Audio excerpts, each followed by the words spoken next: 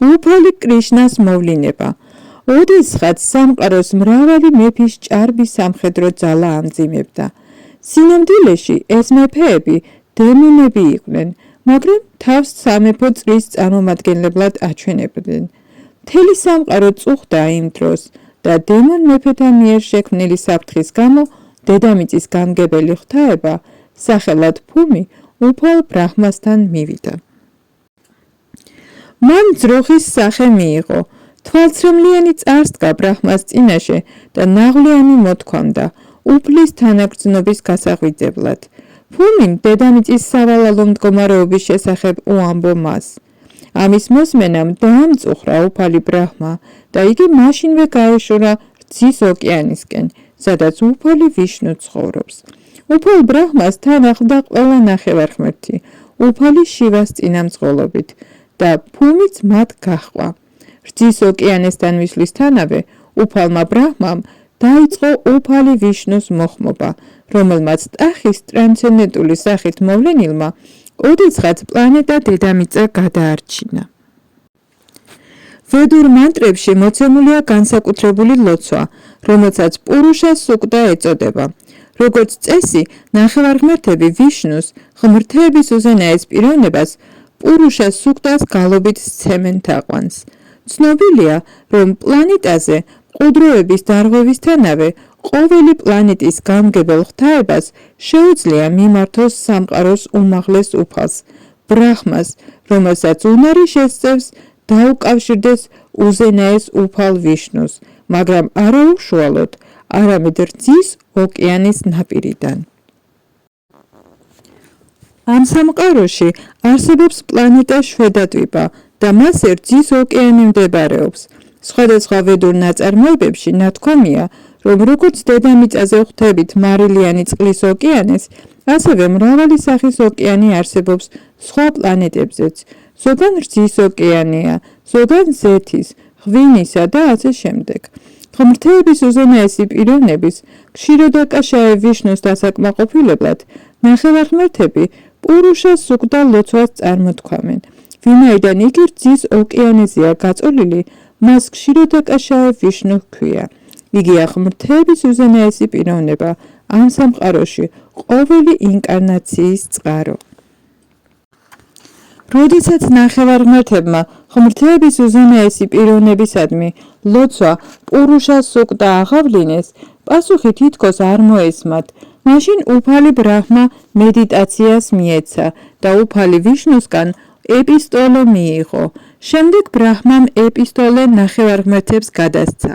ასეთია ვედური ცოდნის მიღების სისტემა. პირველად ვედური ცოდნა ბრაჰმამ გულში მიიღო ღმრთების უზენაესი პიროვნებისგან. როგორც შრიმად ბჰაგავატამის დასაწყისშია ნათქვამი, ვედების ტრანსცენდენტული ცოდნა უფალ ბრაჰმას გადაეცა გულში.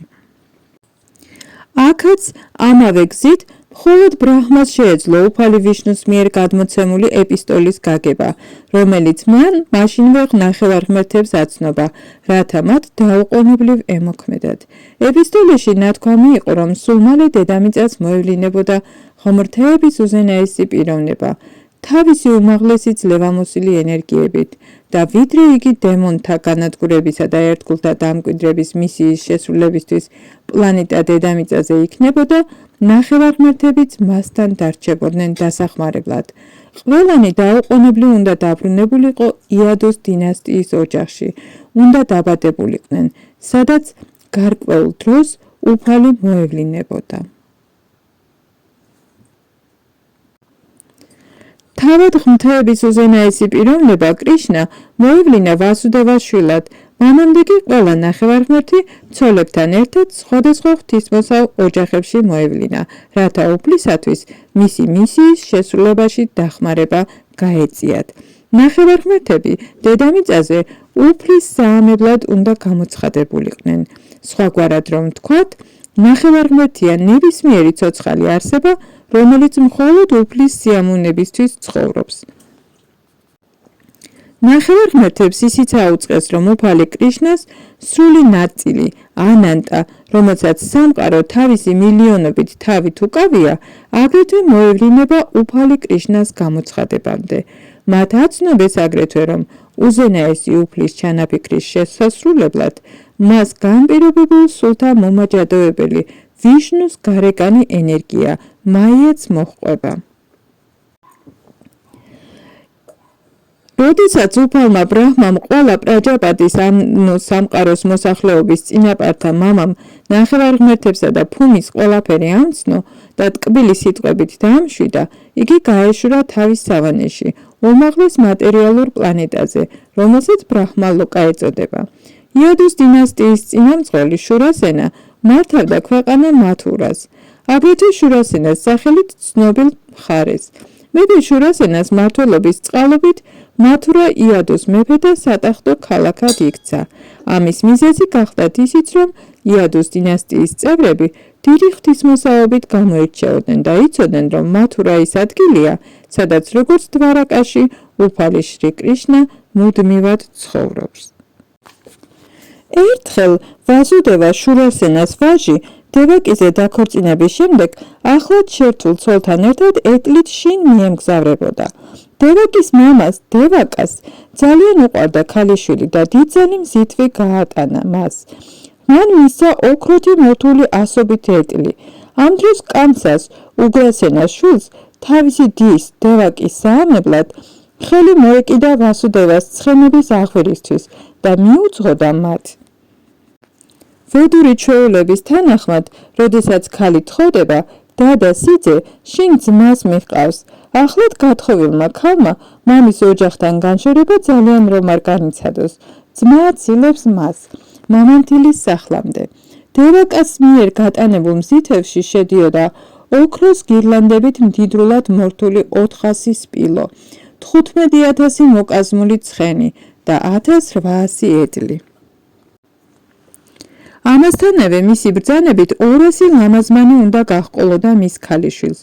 ქორწინების ქშატრიული სისტემის მიხედვით, რომელიც ინდოეთში ჯერ კიდევ ძალაშია, როდესაც ქშატრია ქორწინდება, პატარძლის რამდენიმე ახალგაზრდა მეგობარი მეფის სახლში გადადის.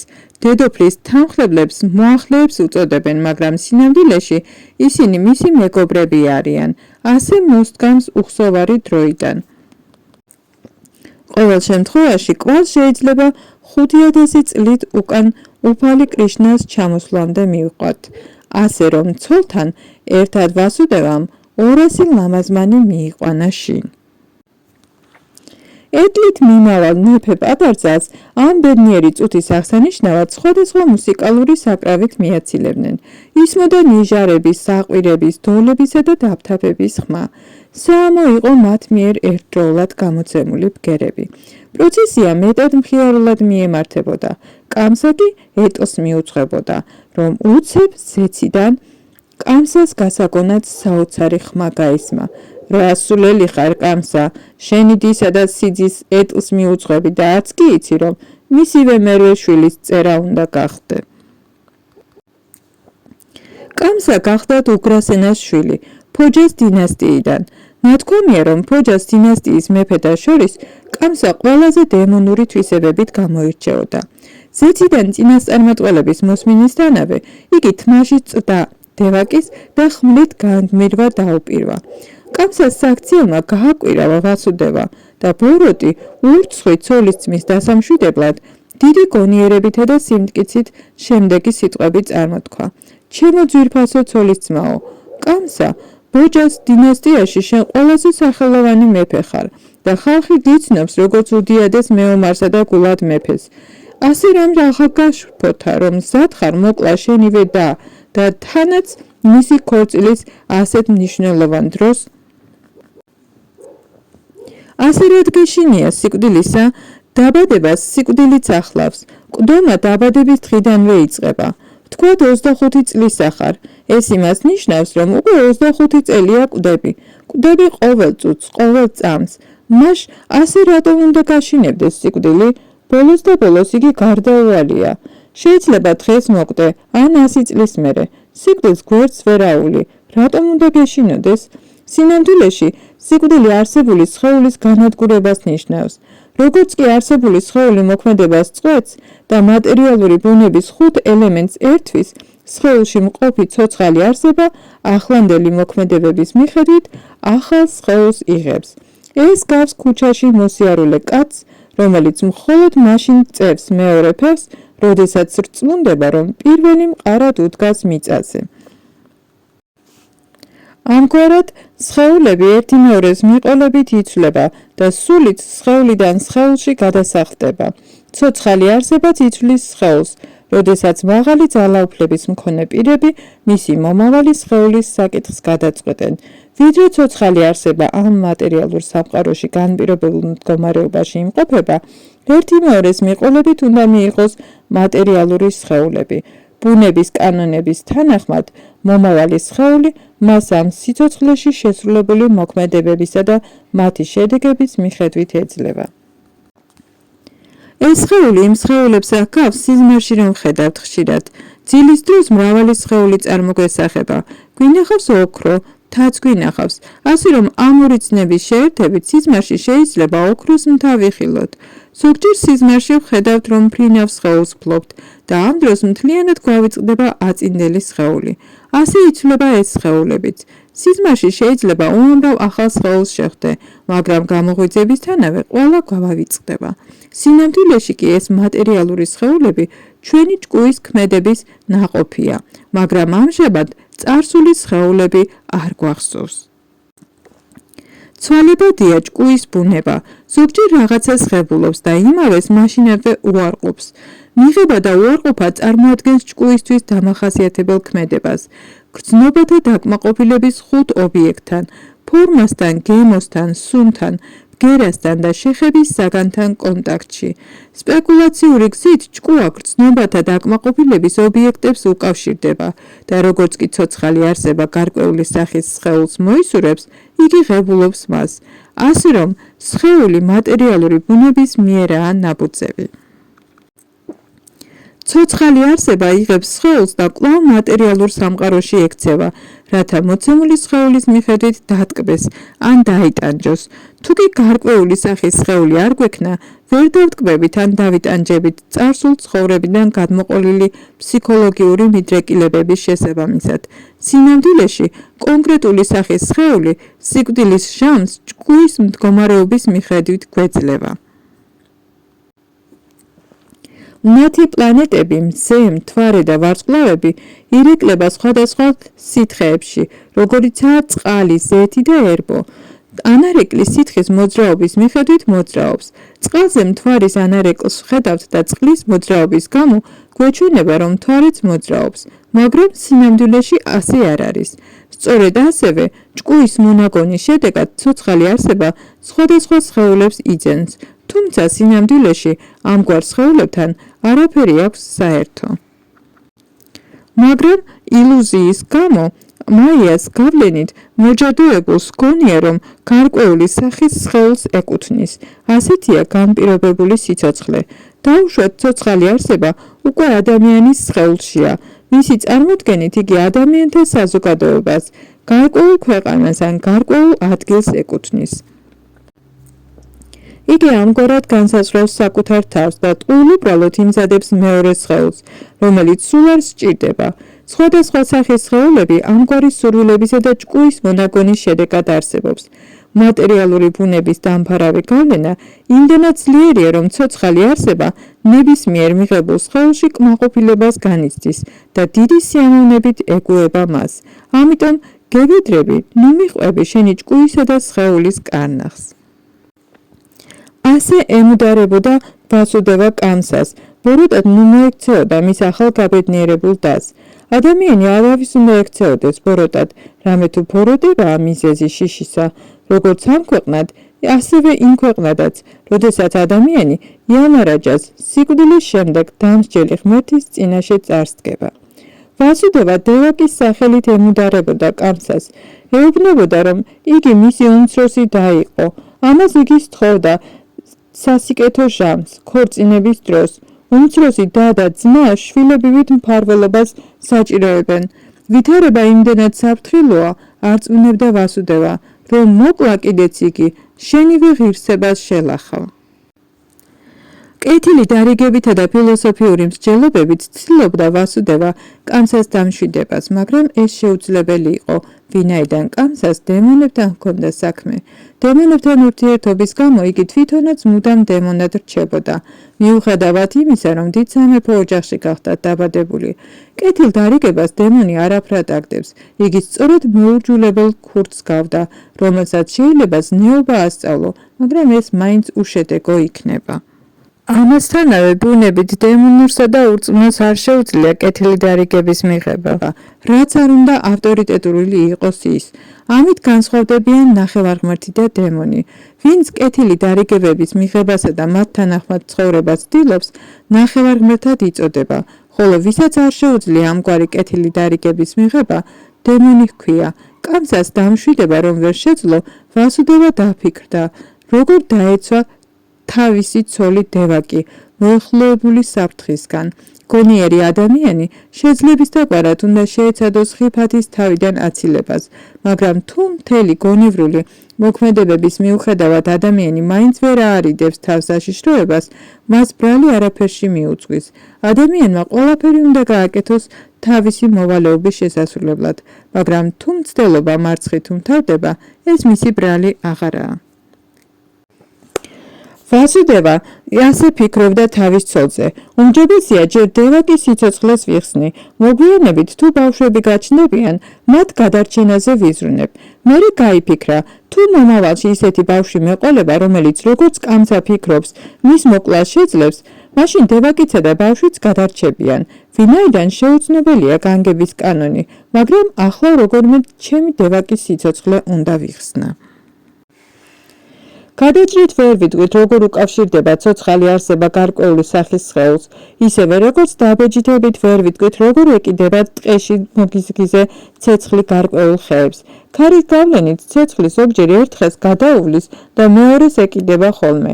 სწორედ ასევე ცოცხალი არსება შეიძლება ძალიან მხიზლობდეს და ფრთხილობდეს თავისი მოვალეობის შესრულებისას, მაგრამ მაინც არ ეცოდინება, რა სახის სხეულს მიიღებს მომავალ ცხოვრებაში. მაჰარაჯა ფარატა დიდი ერთგულებით ასრულებდა მოვალეობებს, გამიზნულს თვითრეალიზაციის მისაღწევად, მაგრამ შემთხვევით დროებითი სიყვარული გაუჩნდა ირმისადმი და შემდგომ ცხოვრებაში ირმის სხეულის მიღება მოუხდა. ცოლის გადარჩენაზე ფიქრის შემდეგ ვასუდევა მოწიწებით მიმართა კამსას. თუმცა კამსა დიდი ცოდვილი იყო, ზოგჯერ ხდება, რომ ვასუდევას მსგავს მეტად სათნო ადამიანს პირფერობა ეუხდება კამსასნაირ ბიწიერ კაცთან. ასე ხდება დიპლომატურ საქმიანობაში. თუმცა ვასუდევა ძლიერ დამწუხრებული იყო, გარეგნულად თავს მხიარულად აჩვენებდა. მან ასე იმიტომ მიმართა უსირცხვილო კამსას, რომ იცოდა მისი სისასტიკის ამბავი.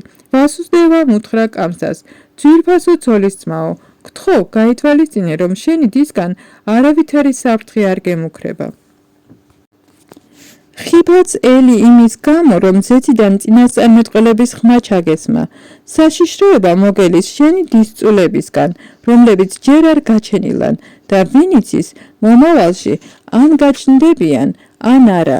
თუ ყოველივეს გავითვალისწინებთ, საფრთხე არ გემუქრება. შენი დის გამო შიშიც უსაფუძვლოა. თუ კი მას ვაჟები შეეძინება, კვირდები ყოველ მათგანს შენ მოგკვრი, რათა სათანადოდ იმოქმედო. კამსამ იცოდა ვასუდევას პატიოსანი სიტყვის ფასი და მისმა მსჯელობამ დაარწმუნა იგი. იმ წუთიდან ხელი აიღო საკუთარი დის საშინელ მკვლელობაზე. ვასუდევა ნასიამოვნები დარჩა. მოიწონა კამსას გადაწყვეტილება და შინ დაბრუნდა. დროთა განმავლობაში ვასუდევა და დევაკის 8 ვაჟი და 1 ქალიშვილი შეეძინათ. როდესაც პირველი ვაჟი დაიბადა, ვასუდევამ არ გატეხა პატიოსანი სიტყვა და ბავშვი უმალვე კამსას მიჰგვარა. ცნობილია, რომ ვასუდევა ძალზე ამაღლებული პიროვნება და სიტყვის პატრონი გახდათ და სურდა ამ სახელის შენარჩუნება. თუმცა ვასუდევასთვის მეტად მტკივნეული იყო ახალშობილის მიცემა. კამსა მისმა მიღებამ ერთობ გაახარა. სიძის მოქმედებამ თანაგრძნობა გაუღვიძა კამსას. ვასუდევას მსგავს დიად სულს მოვალეობის შესრულებისას არაფერი მიაჩნია მტკივნეულად. ვასუდევას დარი განსწავლული პიროვნება უყოყმანოდ ასრულებს თავის მოვალეობას. მეორეს მხრივ, კამსასთან დემონი არც კი ყოფნობს საძაღლობის ჩადენისას. ამიტომაც ნათქვამია, რომ წმინდა პიროვნებას ცხოვრებაში ნებისმიერი გაჭირვების ატანის უნარი შესწევს. სწავლულს ხელსაყრელი პირობების ლოდინის გარეშე შეუძლია მოვალეობის შესრულება. კამსას მსგავსი საძაგელი პიროვნება ნებისმიერი ცოდვილიანი გზით იმოქმედებს. ერთგული კი ყველაფერს გასწირავს ღმრთების უზენაესი პიროვნების დასაკმაყოფილებლად. ვასუდევას მოქმედებამ კმაყოფილებით აავსო კამსა. გაუკვირდა ვასუდევამ სიტყვა რომ არ გატეხა. თანაგრძნობით აღივსო მის დამიდან ასიამოვნებმა შემდეგი სიტყვები უთხრა. ძვირფასო ვასუდევა, ამ ბავშვის მოძება არ არის აუცილებელი.